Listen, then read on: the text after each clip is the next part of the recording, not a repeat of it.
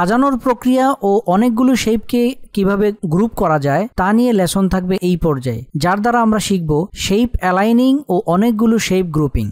Subscribe করুন হালাল IT tutor চ্যানেলটি এবং বেল আইকন চেপে রাখুন নতুন ভিডিওর খবর পেতে। মেহেরবানি করে ইসলামের নিষিদ্ধ কাজে গ্রাফিক্সকে ব্যবহার করবেন না।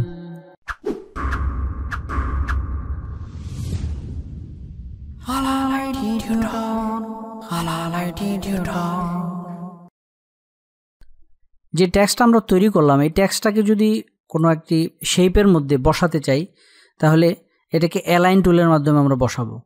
এখানে সিলেকশন টুল এনেবল করে নিলাম। এখন এখানে যে কোনো একটি স্থানের মধ্যে একটি শেপ তৈরি করি। এই যে এখান থেকে রেক্ট্যাঙ্গেল টুল এনেবল করে ক্লিক করার মাধ্যমে, ক্লিক এবং ড্র্যাগের মাধ্যমে এইভাবে একটি শেপ তৈরি করে নিলাম।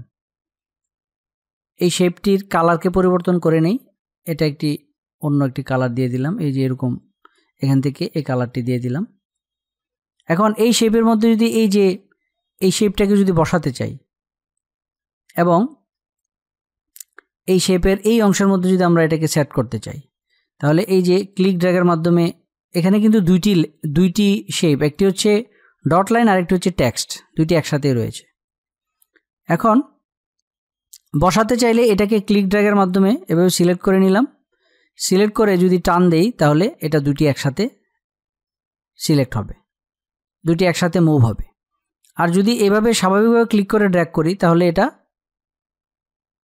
একটা যেটার মধ্যে ক্লিক পড়বে, এখানে যেহেতু দুটি অবজেক্ট, যেটাতে ক্লিক পড়বে এটাই শুধু সিলেক্ট হবে।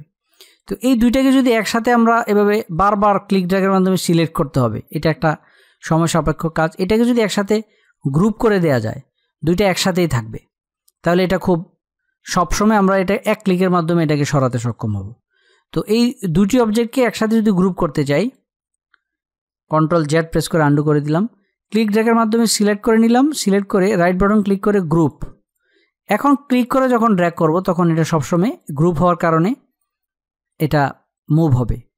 এরকম যতগুলি অবজেক্ট একসাথে মুভ করব ততগুলি অবজেক্ট গ্রুপ হয়ে যাবে। এখানে আরও অবজেক্ট থাকলেও গ্রুপ হবে।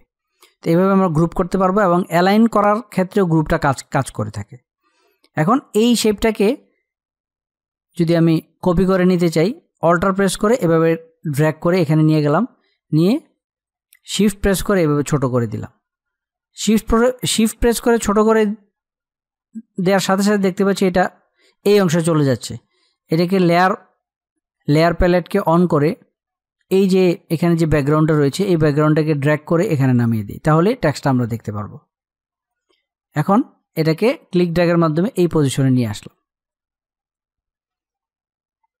কিবোর্ড থেকে জেড প্রেস করে এভাবে ড্র্যাগ করে আমরা এই পজিশনে চলে গেলাম। ভি প্রেস করে সিলেকশন টুল এনেবল করে নিলাম অথবা ক্লিক করার মাধ্যমে সিলেকশন টুল এনেবল করে নিলাম। এখন এখানে দেখতে পাচ্ছি যে এটা ছোট করার কারণে এটা অন্যরকম হয়ে গিয়েছে। কারণ এটা হওয়ার কারণ হচ্ছে এই যে এখানে যে স্ট্রোক যে লাইন রয়েছে, ডট লাইন যেটা তৈরি করেছে, এটার স্ট্রোকের পরিমাণটা বেড়ে গিয়েছে ছোট হওয়ার কারণে। আগে যে স্ট্রোকের অ্যামাউন্ট ছিল সেটাই ঠিক রয়েছে, কিন্তু ছোট হওয়ার কারণে এটা এই পরিমাণে বেশি হয়ে গিয়েছে। তো এটাকে কমিয়ে দিতে হবে। এখন এটাকে এখান থেকে ডাইরেক্ট সিলেকশন টুল এনেবল করে এই যে ঠিক স্ট্রোকের এখানে ক্লিক করব, তাহলে স্ট্রোক সিলেক্ট হবে। এখন এখান থেকে যদি স্ট্রোকের মধ্যে ক্লিক করে এটার যে উইথ রয়েছে এটা কমিয়ে দিব 0.5 অথবা আরেকটু বাড়িয়ে দিতে পারে 1। আমরা দেখে নিব কোন অ্যামাউন্টটা আমাদের জন্য পারফেক্ট হয়। আমরা এখান থেকে 2 করে দিতে পারি। 2 করে সিলেক্ট করে দিলাম। এখন দেখতে পাচ্ছি বাকিগুলি হয়নি। বাকিগুলি করার জন্য এখান থেকে ডাইরেক্ট সিলেকশন টুল ক্লিক করে সিলেক্ট করে নিলাম, করে এভাবে ধরে শিফট প্রেস করে এভাবে সবগুলোকে এভাবে সিলেক্ট করে নেব। এখন এটার অ্যামাউন্টকে 2 করে দেব। এখন দেখতে পাচ্ছি এটা এরকম চিকন হয়ে গিয়েছে এটার মতো। শিফট প্রেস করে এটাকেও সিলেক্ট করে নেব। এখন এটার যে অ্যামাউন্ট গ্যাপের অংশটা একটু বেশি কমে গিয়েছে, এটাকে আরেকটু যদি বাড়িয়ে দিতে চাই এখান থেকে এটাকে একটু কমিয়ে দিব। এভাবে কমিয়ে দিলে এটার অ্যামাউন্ট বেড়ে যাবে।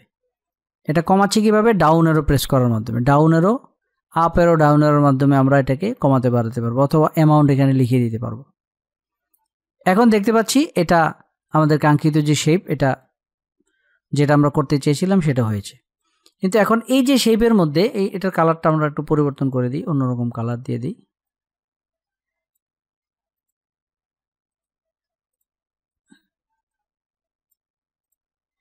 এখানে যে এই যে শেপটা, এই শেপের মাঝামাঝি অবস্থানে যদি এটা এখানে নিতে চাই, এখানে রুলার টান দিয়ে নেওয়ার প্রয়োজন নেই, এটা অ্যালাইন টুলের মাধ্যমে এটাকে অ্যাডজাস্ট করব। এই শেপটাকে ক্লিক করার মাধ্যমে সিলেক্ট করব এবং শিফট প্রেস করে এই যে রেক্ট্যাঙ্গেল তৈরি করেছি এটাকে ক্লিক করব। দুটি সিলেক্ট হয়েছে। ড্র্যাগ করার মাধ্যমে দেখতে পাচ্ছি দুটি মুভ হচ্ছে। কন্ট্রোল জেড প্রেস করে আন্ডু করে দিলাম। এখন এখানে একটি মেনু দেখতে পাচ্ছি, একটা বাটন দেখতে পাচ্ছি অ্যালাইন। অ্যালাইনে ক্লিক করার মাধ্যমে অ্যালাইনের বিভিন্ন অপশন দেখতে পাচ্ছি।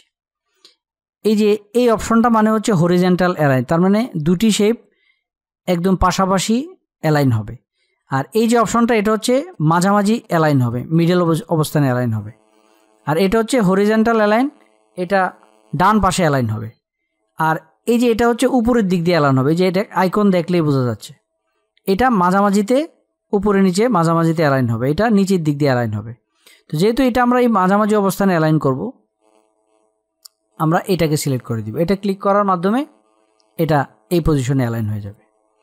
এভাবে খুব সহজে অ্যালাইন করতে সক্ষম হব। এখন এই দুইটাকে সিলেক্ট করে অন্যরকম যদি অ্যালাইন করতে চাই, যদি এটা দিই তাহলে এই যে এই অবস্থানে অ্যালাইন হয়ে যাবে। যদি এখানে দিই তাহলে এই অবস্থানে অ্যালাইন হবে, এখানে দিলে এই অবস্থানে অ্যালাইন হবে।